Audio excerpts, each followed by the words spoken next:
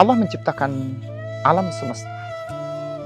Dan di antara komponen-komponen alam, Allah jadikan air bagian daripada makhluk yang Allah ciptakan. Tapi pernahkah kita berpikir, untuk apa air itu Allah ciptakan? Untuk apa Allah turunkan air dari langit?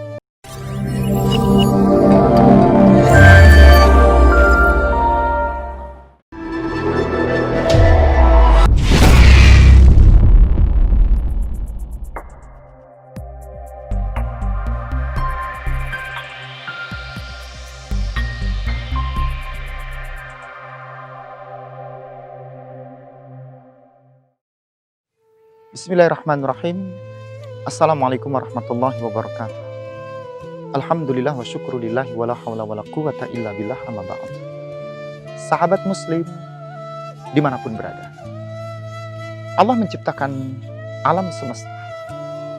Dan di antara komponen-komponen alam, Allah jadikan air bagian daripada makhluk yang Allah ciptakan. Tapi pernahkah kita berpikir, untuk apa air itu Allah ciptakan? Untuk apa Allah turunkan air dari langit? Adakah kebesaran yang Allah ciptakan dari satu jenis di antara sekian ribu jenis yang Allah ciptakan, yaitu air? Ayat ke-30 dari surah Al-Anbiya mengingatkan kita dengan kalimatnya, A'udzubillahi minasyaitonirrajim, wa ja'alna minal ma'i kulla syai'in hayyin. Dan kami jadikan dari air segala sesuatu itu menjadi hidup. Mari kita sejenak merenung. Ketika air kita zalimi, air kita kotori dengan membuang sampah sembarangan, dengan membuang limbah produksi, limbah pabrik sembarangan, dengan meremehkan kadar-kadar air yang harusnya ada komponen-komponen daripada kadar air yang menjadikan berkah untuk hidup kita. Karena air ini datangnya dari Allah. Sumbernya Allah yang menurunkan. Bahkan proses penciptaan manusia, kehidupan manusia, dia tidak akan luput dari apa itu air. Kalaulah Allah menciptakan air menjadi sumber kehidupan, air menjadi potensi yang menjadikan hidup kita menjadi berkah, maka sekali-kali janganlah sebagai seorang muslim kita menjadikan air sebagai sesuatu yang remeh dalam kehidupan kita. Ketika Allah menjadikan air, maka ada sesuatu yang mulia dari air. Karena kalimat wa ja'alna, kata-kata ja'ala, ada sesuatu yang berproses, yang dari proses itulah yang akan mendatangkan satu kebaikan untuk hidup kita. Seorang pengrajin kayu, dia akan berpikir tentang komposisi air yang ada di dalam kayu, sehingga kayu harus dikeringkan.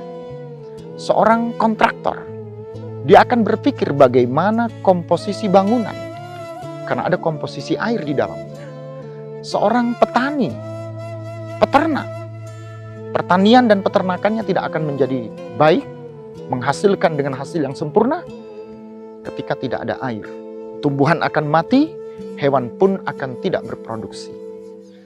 Dari sini sebenarnya ketika Allah menjadikan air, maka ada kemuliaan yang banyak diremehkan oleh kehidupan manusia. Ada hal yang luar biasa dari apa yang Allah jadikan dari air. Yang kedua, apa substansi air? Sehingga dari substansi air ini menjadikan manusia berpikir ada potensi-potensi yang bisa dikembangkan dari air. Muncullah teknologi yang kita kenal dengan bagaimana listrik ini tenaganya bisa diambil dari air. PLTA. Sehingga dengan komponen-komponen yang ada di dalam air ini memberikan keberkahan untuk kehidupan kita. Seorang petani tambak, dia juga memikirkan kadar air.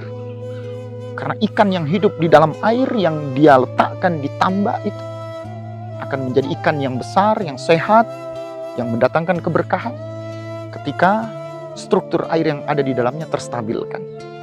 Nah, dari sini sebenarnya sahabat muslim sekalian, kalau demikian ini terjadi, maka poin yang ketiga, kulla syai'in hayyin, segala sesuatu hidup, sumbernya berasal dari air. Maka air ini adalah sesuatu yang mendatangkan potensi kehidupan dalam hidup kita. Kalau air menjadi sumber yang mendatangkan potensi untuk kehidupan kita, maka tentunya muliakanlah air. Ya, jagalah air. Jangan zalimi ciptaan Allah yang kita sebut dengan air. Sehingga dari situ pencemaran, kerusakan lingkungan tentunya tidak akan terjadi, yang itu disebabkan karena ulah tangan manusia. Zaharal fasadu fil barri wal bahri bima kasabat aydin nas. Telah tampak al-fasad, kerusakan, baik di daratan maupun di lautan. Yang ini disebabkan oleh ulah tangan manusia. Kalau ini disebabkan oleh ulah tangan manusia, kita diminta bermuhasabah, berintrospeksi, mengoreksilah apa yang sudah kita lakukan dari apa yang Allah ciptakan dari komponen air itu sendiri. Hargai air, muliakanlah air. Karena sumber dan potensi kehidupan manusia tidak luput dari sumber komponen yang ada pada air, sebagaimana Allah muliakan itu, yang tadi kita angkat di ayat ke-30 dari surah Al-Anbiya. Mudah-mudahan kita menjadi orang-orang, generasi, sosok muslim yang beriman kepada Allah, yang selalu menjaga, menata apa yang telah Allah ciptakan, sebagaimana salah satu yang diciptakan itu adalah air. Akhirul kalam, mudah-mudahan bermanfaat.